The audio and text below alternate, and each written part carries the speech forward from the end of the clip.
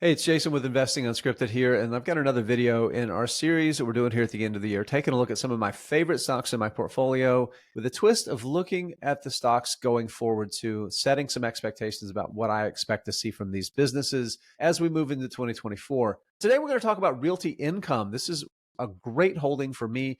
Hasn't had a great year, but I think it's really set up for enormous success. It's been a little bit caught up in the market's worry about rising interest rates and a lot of commercial real estate. Before we get into the details, though, just a reminder, this video is sponsored by The Motley Fool. If you're looking for even more great stock ideas, go to our special link. Go to fool.com/unscripted. The Motley Fool is going to give you its 10 best stocks to buy right now. You're going to want to check that link out for sure. Let's do this. As I've been doing with these videos, is showing a stock chart looking back over the past year. How's the stock done? How we think it might do going forward. Like I said before, hasn't been a great year for Realty Income. The stock is down 11% as we record this after the markets closed on the 18th of December. So we still got a little more than a week left of trading. Stock's probably going to close the year down still about 5%, even factoring in the gains from that dividend that's been paid. So interest rates have continued to move higher. The thing about REITs like Realty Income, real estate heavy companies, they use a ton of debt. They use a lot of debt to pay for properties as they acquire them. And Realty Income has tenants who are large corporate tenants, large retailers, large restaurant, experiential retail operators may have a large portfolio of properties and they don't want to own them anymore. They don't want to manage real estate. They partner with Realty Income, buys those properties and leases them back to the tenant on long-term leases. Or as part of their expansion, they work with Realty Income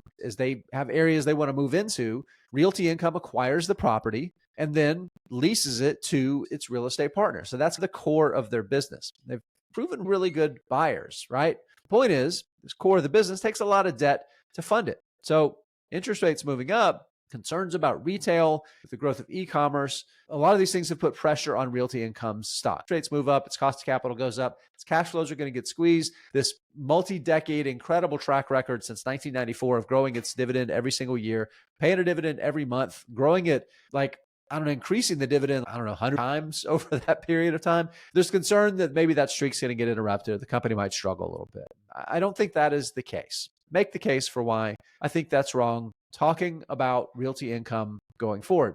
Now, I'm going to lean a little bit on the company to do this. I'm going to share some slides out of their November presentation. Always need to be a little bit critical when you're using the company's marketing for your justification as an investment. Use this along with what they're putting in their annual reports and their 10-Qs, other SEC filings, where they're having to disclose things and they can't put a marketing spin on it. But for the sake of brevity and giving you, the investor, a good jumping off point, net lease is still pretty fragmented. The majority of its customers have these standalone properties. Think about a fast food restaurant. They do have some movie theater exposure too, but think of Walgreens or CVS or businesses like that, Home Depot and Lowe's, that kind of thing.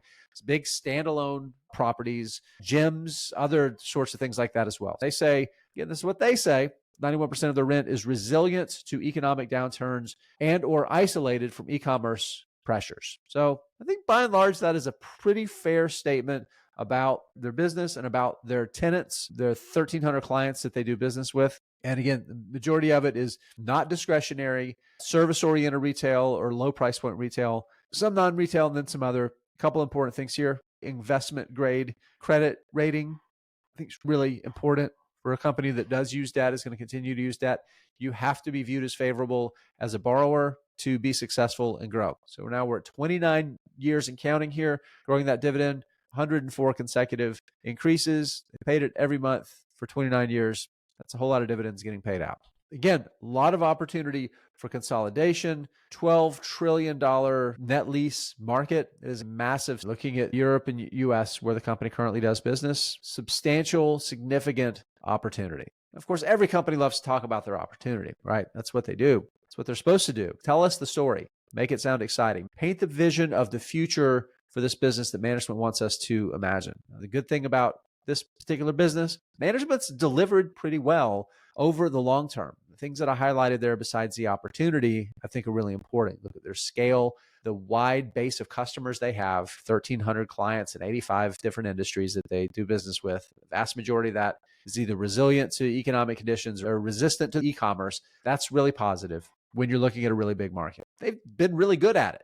And a couple things more recently I want to talk about that I think demonstrate their strength. I'm going to go through some press releases that they've dropped here over the past few months. I'm going to start with one that demonstrates how they're starting to be able to flex their muscle, their capital access powers in industries that they haven't historically done a tremendous amount in. And this is a joint venture back in November that they entered into with Digital Realty Trust, one of the largest data center REITs in the world, is now partnering up with Realty Income, which acquired an 80% interest in a couple of data centers. And they're partnered with Digital Realty that's going to be right there to help run it. Digital Realty is going to retain a 20% interest in it. The reason this happened is because Digital Realty needs strong capital partners right now. They have a tremendous amount of debt. They're under a little bit more pressure. The business that they're in has gotten pretty saturated, and where they do want to find the best growth opportunities, or maybe a little challenged right now to have access to capital. Guess what? Realty Income is like a living example of the have money when nobody else does thing. So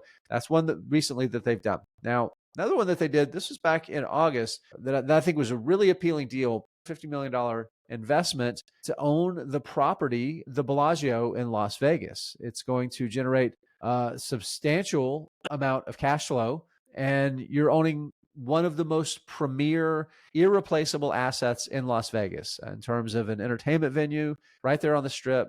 It's certainly one of the most recognized venues on earth on the Vegas Strip. So they made a substantial investment there because they have the capital to be able to participate in these sorts of ventures. Now, more recently, made a little bit bigger splash, and they're in the process of acquiring one of their competitors, Spirit Realty Capital, $9.3 billion deal. It's going to be all stock. So this is a way of leveraging an opportunity when the stock prices broadly were down a little bit. Usually you don't want to issue stock when they're down, but Spirit Realty's stock was down as well. So this was a good opportunity to acquire a similar business, but also to add some tenants that they don't necessarily do a lot of business with by making this Spirit Realty deal. The company does say that they're anticipating that it's going to immediately accrete. In other words, it's going to immediately start generating a return in adjusted funds from operations. A lot of times these big acquisitions, most of the time, they don't really generate good returns. They sound good. Maybe they make a bigger business, and maybe that helps some executives' bonus get bigger because they grow revenue or some other number that's not really a per share value generative thing. Folks running Realty Income have got a really long track record of doing deals that create value for shareholders. And they're saying right here on the top that they're expecting this to add not much, but about 3% accretion right off the top. That's a good start to add value for shareholders. Here's one more that I want to share. This is the last one of these recent things that they announced, but I think this again circles back to the key with Realty Income, which is cost of capital, which is access to liquidity, even as we've moved into this higher interest rate environment. They just picked up 750 million pounds sterling in unsecured debt at 5.75% and 6% interest rate. In this environment, that's a really attractive interest rate. You're seeing a lot of companies that are paying 8 and 9% that have pretty good credit ratings. But there's a difference between a pretty good credit rating and a very high investment grade credit rating. What that means is that going forward should continue to have very good access to capital at reasonable prices that is going to allow it to generate a reasonable rate of return. Pass that on to us, the shareholders, to generate solid returns. Stock, I think if you look at it right now, it's down. The year we talked about, it's down about 11% so far still this year. I think it's trading for a very reasonable valuation. We've talked a lot about 2023. What does it all mean for 2024? So I think the short version is look at the cadence of things that they did. They continue to make acquisitions, some big like the Spirit deal, some still pretty good size like the Bellagio deal. It's $950 million. And then some smaller little bolt-on things that they've done along the way too. They're really good buyers. I count on them continuing to be able to do that really well in 2024, integrating that Spirit deal in, continuing to refinance debt. We saw the UK notes that they issued 6% or less. They're going to have really good cost of capital. I think they're going to be able to take that good cost of capital into 2024, do some of the same things that we've seen them do.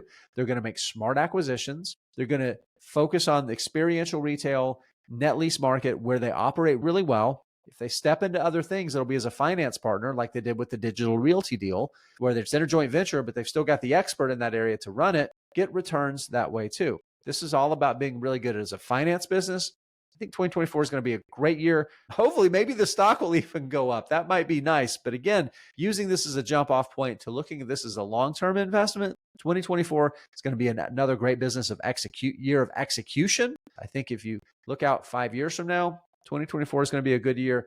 And the years after that are going to be really good. Investors are going to be super happy to have Realty Income in their portfolios.